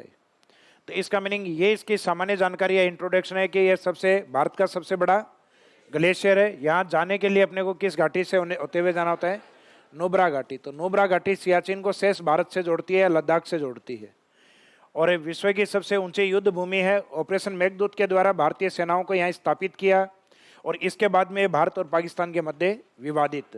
तो यह है सियाचिन का इंट्रोडक्शन। तो सियाचिन के ऊपर एक तो इसमें लिख दो इसकी स्थिति कहाँ पर है। तो स्थिति इसकी कहाँ होगी, जब काराकोरम ही लद्दाख में है तो ये कहाँ होगी, लद्दाख में। लेकिन K2 वाली स्थिति थोड़ी सी अलग थी, वो POK में थी। तो इसमें स्थिति लिखो लद्दाख। फिर नेक्स्ट लाइन में लिखिएगा नुब्रा घाटी। नुब्रा घाटी अंडरलाइन करके इसके आगे लिखो कंटिन्यूस। नुब्रा नदी द्वारा निर्मित घाटी, नुब्रा नदी द्वारा निर्मित घाटी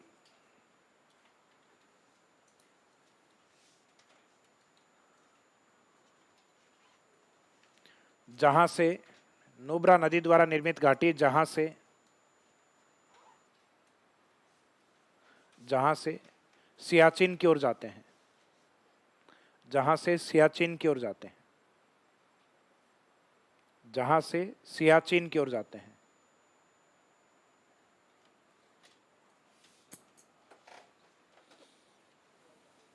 जहां से सियाचिन की ओर जाते हैं।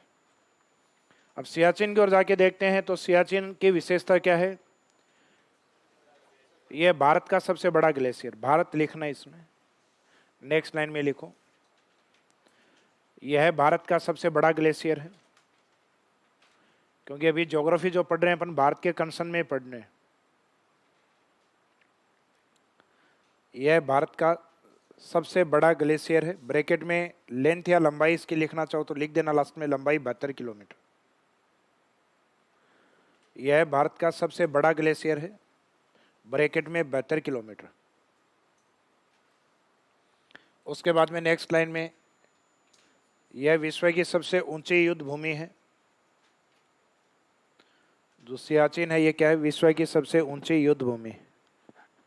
It's the highest battleland of the world. यह विश्व की सबसे ऊंची युद्ध भूमि।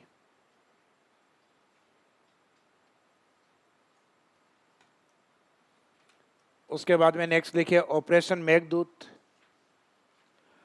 ऑपरेशन मेघदूत ब्रैकेट में 1984।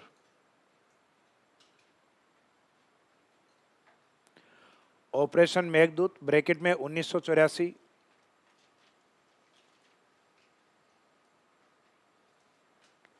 ऑपरेशन मेघदूत के द्वारा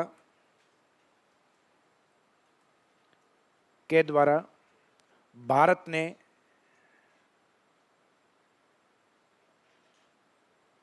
ने यहां अपनी सेना को स्थापित किया।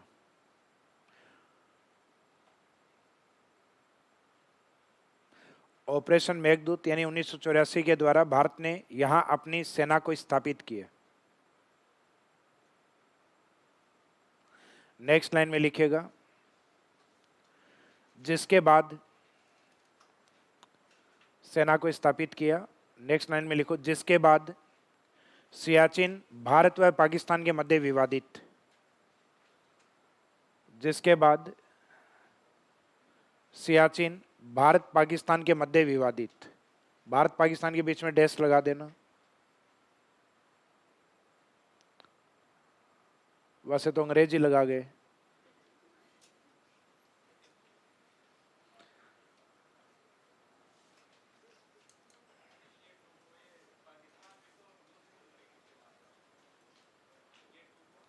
हाँ, पाकिस्तान क्या मानता है?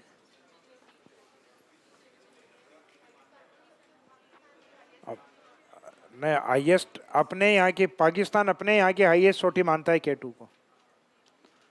तो वो दूसरी तो मानेगा ही विश्व की, क्योंकि सबसे ऊंची विश्व में नेपाल के पास है माउंट एवरेस्ट। क्या चीज?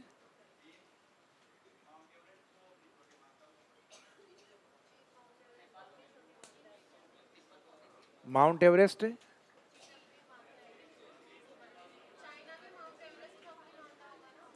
माउंट एवरेस्ट को चाइना अपनी सबसे ऊंची चोटी मानता है।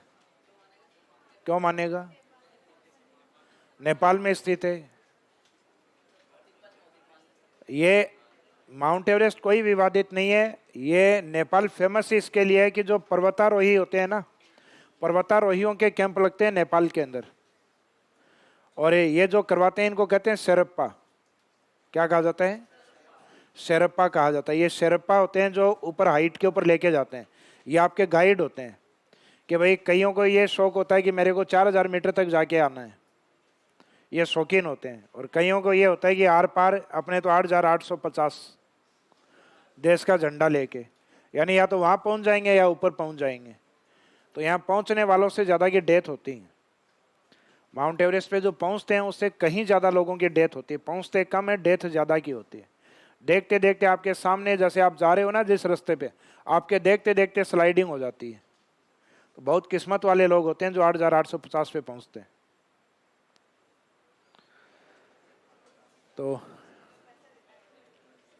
अब पैसे तो लेते हैं, उनके काम ही ये होता है। जो ट्रेनिंग करवाते हैं ऊपर पहुंचाने के लिए आपको, किस तरीके से आपको हाइट पे जाने के बाद में जो स्लाइडिंग नहीं हो, या बर्फ़ के अंदर जो लगाते हैं ना, कील जो लगाते हैं, उसका कंफर्मेशन आपको कैसे होगा।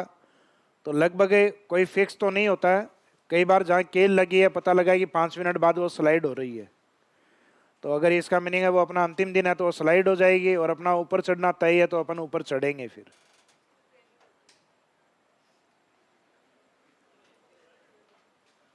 हाँ जी, बताओ।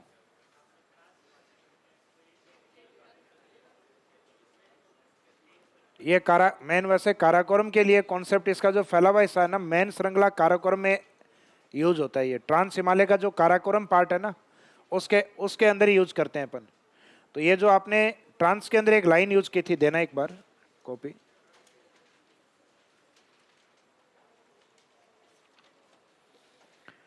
हिमालय की सबसे उत्तरी एवं प्राचीन श्रृंखला, इसे उच्च एशिया की रीढ़।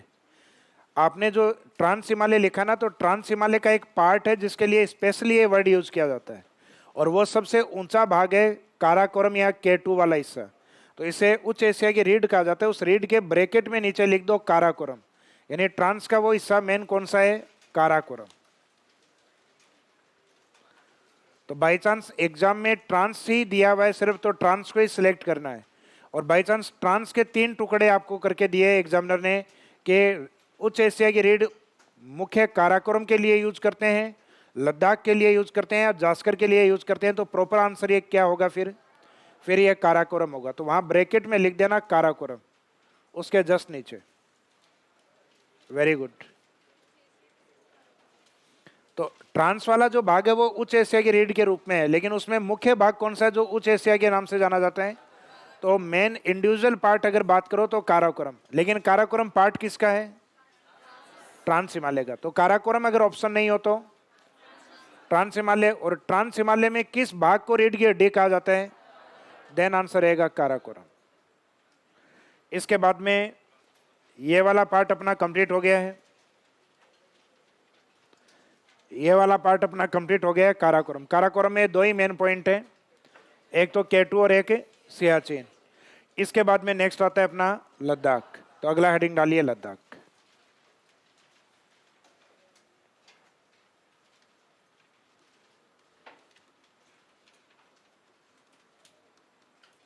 लद्दाख की डेफिनेशन क्या लिखोगे? लद्दाख के उत्तर में कौन है? काराकोरम। दक्षिण में कौन है? जास्कर। तो ट्रांस हिमालय में काराकोरम एवं जास्कर के मध्य स्थित श्रेणी को लद्दाख कहा जाता है। डेफिनेशन लिखो। ट्रांस हिमालय में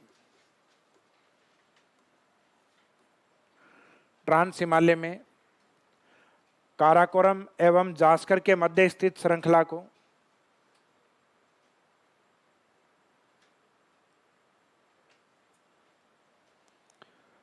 ट्रांस हिमालय में काराकोरम एवं जास्कर के मध्य स्थित श्रृंखला को लद्दाख कहा जाता है। यानी क्रम याद होगा तो डेफिनेशन इजीली याद हो जाएगी आपको, यानी डायग्राम इसमें याद होना ज़्यादा जरूरी है। परिभाषाएं लंबे टाइम तक रट के नहीं रख पाओगे इसमें। ट्रांस हिमालय में काराकोरम एवं जास्कर के मध्य स्थित श्रृंखला को लद्दाख कहा जाता है। नेक्स्ट लाइन में स्थिति लिख दो, जैसा नाम है वैसी स्थिति है इसकी। लोकेशन है लद्दाख।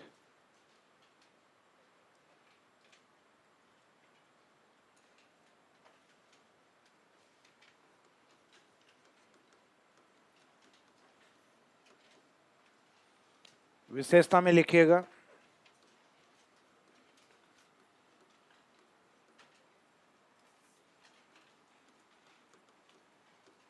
यहां भारत का सबसे ऊंचा पठार,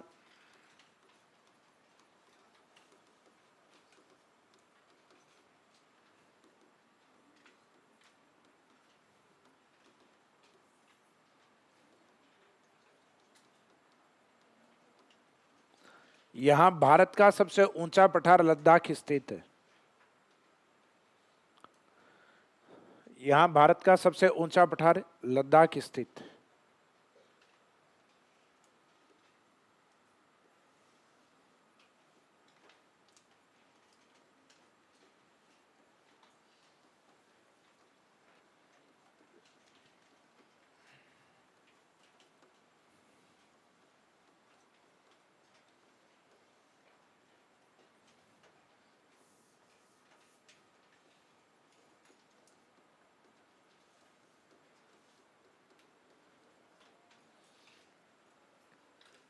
ये वाला जो पार्ट है ट्रांस हिमालय वाला पार्ट, इस ट्रांस हिमालय के पार्ट के नीचे है मुख्य हिमालय। मुख्य हिमालय जिसमें आता है वृहद हिमालय, लघु हिमालय और शिवालिक हिमालय। बारिश जो मानसून है वो बारिश या मानसून है वो शिवालिक और लघु हिमालय अधिकतम यहीं तक जाता है। फिर लघु हिमालय की हाइट इतनी हो जाती है लगभग 3000 मीटर से लेके और 4500 मीटर तक होता है लघु हिमालय की हाइट। वृहद हिमालय की हाइट होती है लगभग औसत 6100 मीटर। पूरे हिमालय की औसत कल मैंने लिखवाई थी आपको लगभग 6000 मीटर। तो इसका मीनिंग है इस वाले हिमालय तक पहुँच, जो मानसून जो जाता है, बारिश जो जाती है वो इस हिमालय तक नहीं पहुँच पाती, क्योंकि इसके बीच में कई भाग आ जाते हैं, उसमें मुख्य हिमालय आ जाता है मेन। तो लेह लद्दाख क्षेत्र में मुख्य हिमालय के कारण वर्षा नहीं होती, इसको भारत का शीत मरुस्थल कहा जाता है। तो जो लेह लद्दाख क्षेत्र होता है इसको इंडिया का कोल्ड डेजर्ट के नाम से जाना जाता है।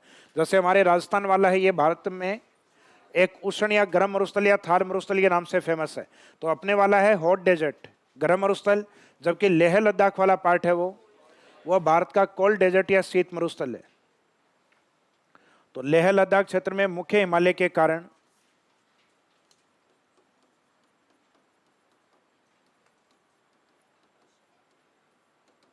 वर्षा नहीं होती। भारत में न्यूनतम वर्षा वाला स्थान यही माना जाता है, लेह लद्दाख। लेह लद्दाख क्षेत्र में मुख्य हिमालय के कारण वर्षा नहीं होती, इस कारण इसे इस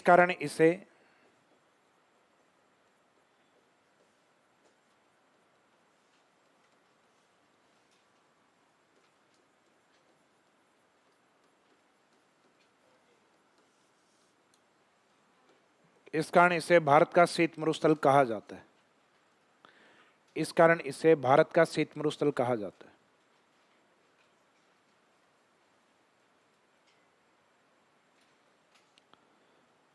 वर्षा नहीं होती, इस कारण इसे भारत का शीत मरुस्थल यानी कोल्ड डेजर्ट कहा जाता है।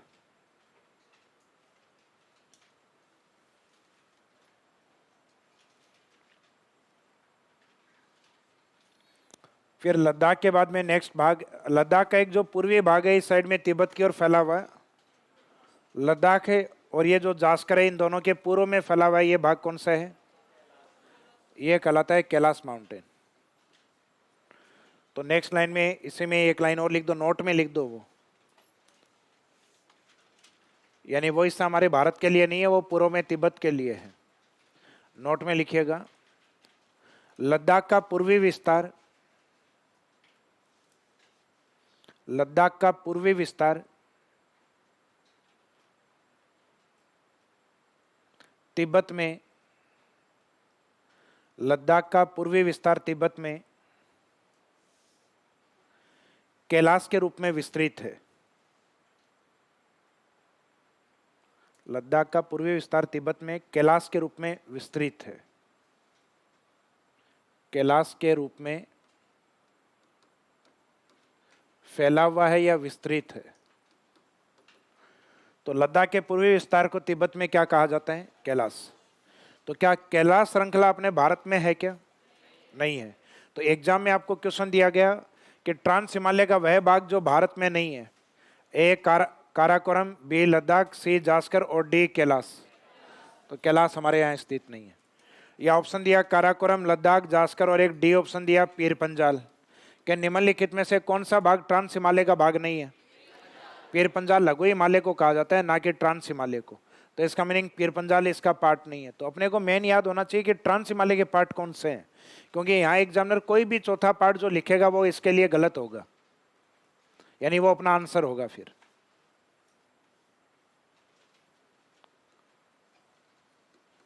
अब जो बचा हुआ लास्ट पार्ट है वो कौन सा है? जास्कर।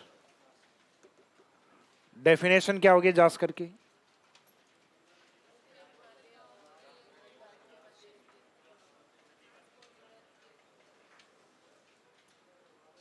कौन सी? पुंगा नदी घाटी।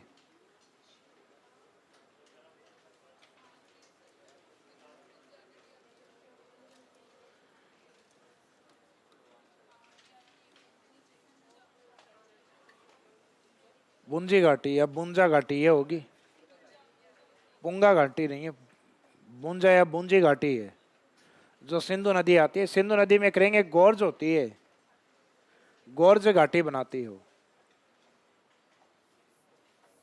आ जाएगी, नदी में आ जाएगी। ये भारत का अपवाह तंत्र भी है ना आपके, उसमें करवा देंगे। जास्कर में लिखो, डेफिनेशन क्या लिखोगे? ट्रांस हिमालय की दक्षिणी श्रृंखला या लद्दाख के दक्षिण में स्थित ट्रांस हिमालय की श्रृंखला को जास्कर कहा जाता है।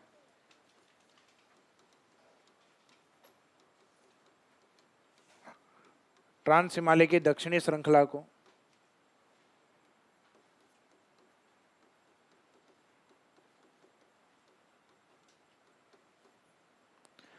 ट्रांस हिमालय की दक्षिणी श्रृंखला को जास्कर कहा जाता है।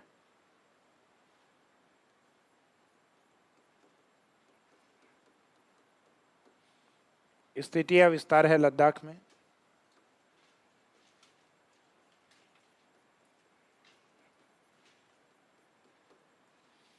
विशेषता में लिखिएगा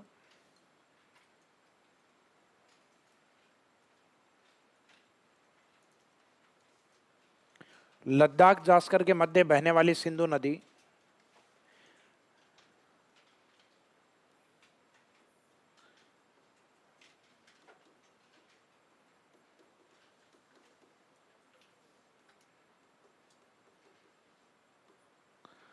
लद्दाख जास्कर के मध्य बहने वाली सिंधु नदी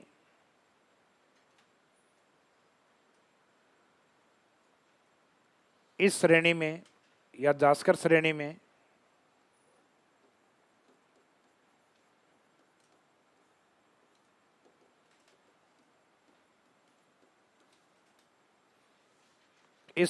जोजिला दरा बनाती है। लद्दाख जास्कर के मध्य बहने वाली सिंधु नदी इस श्रेणी में जोजिला दरा बनाती है। तो ये जैसे याद रखना, जय जास्कर और जैसे जोजिला।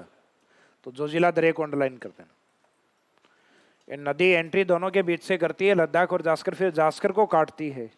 तो जास्कर को काटेगी, वहीं क्या बना हुआ है? जोजिला। डायग्राम में बना लिया होगा शायद आपने, ये वाला जोजिला पास।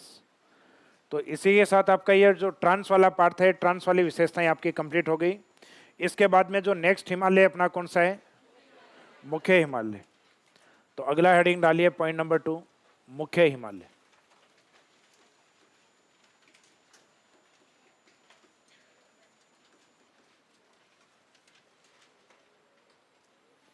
तो मुख्य हिमालय का मीनिंग क्या है? तो मुख्य हिमालय का मीनिंग है ट्रांस के दक्षिण में स्थित हिमालयी श्रृंखलाओं को क्या कहा जाता है?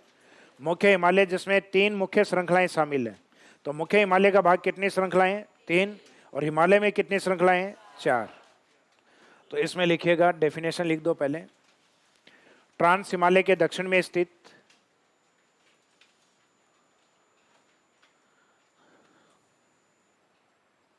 ट्रांस हिमालय के दक्षिण में स्थित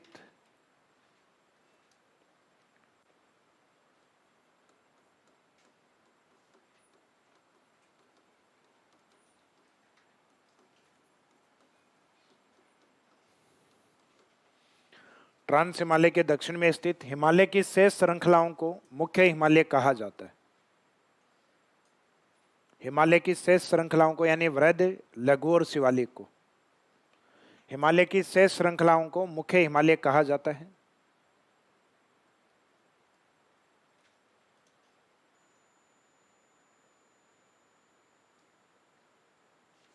हिमालय की शेष श्रृंखलाओं को मुख्य हिमालय कहा जाता है, जिसमें शामिल श्रृंखलाएं, कंटिन्यूस आगे लिखो, जिसमें शामिल श्रृंखलाएं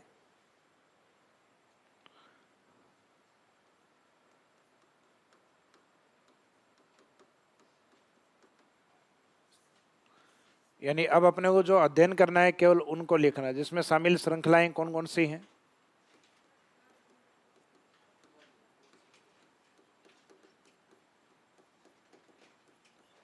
उत्तर वाली तो कौन सी है? वृहद या आंतरिक हिमालय, या जिसको मान हिमालय भी कहते हैं। उसके जस्ट नीचे लघु या हिमाचल हिमालय, उसके बाद में या मध्य हिमालय भी कहते हैं इसको, उसके बाद में शिवालिक, नवीन हिमालय या युवा हिमालय या बाह्य हिमालय।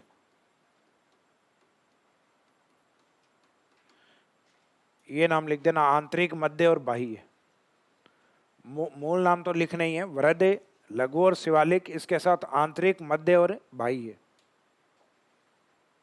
ये नाम क्यों यूज किए गए हैं पता लग गया है कि हिमालय को इस तरीके से हम एक राउंड या सर्कल शेप में बनाए तो ये आउटर वाली है शिवालिक है, बीच वाली है लघु है, और ये मध्य अंदर की ओर है ये आंतरिक। तो आंतरिक है वृहद हिमालय, मध्य में है लघु हिमालय और बाहर की ओर है शिवालिक हिमालय। यानी हिमालय के अगर 3 भाग अगर हम माने तो ये अंदर आंतरिक, ये मध्य और ये आउटर या बाह्य हिमालय। अब इसमें स्टार्ट करेंगे अपन पहले वृहद हिमालय को। तो वृहद हिमालय की डेफिनेशन क्या होगी? तो वृहद हिमालय ट्रांस, इससे पहले क्या पढ़ा ऊपर, ट्रांस एवं लघु हिमालय के मध्य स्थित हिमालय को वृहद हिमालय कहा जाता है, या सिंधु सांगपो सच्चर जोन एवं MCT मेन सेंट्रल थ्रस्ट के मध्य स्थित हिमालय को नाम क्या दिया जाएगा? वृहद हिमालय। तो फर्स्ट हेडिंग डालिए वृहद हिमालय, इसको स्टार्ट करेंगे अपन नेक्स्ट क्लास में।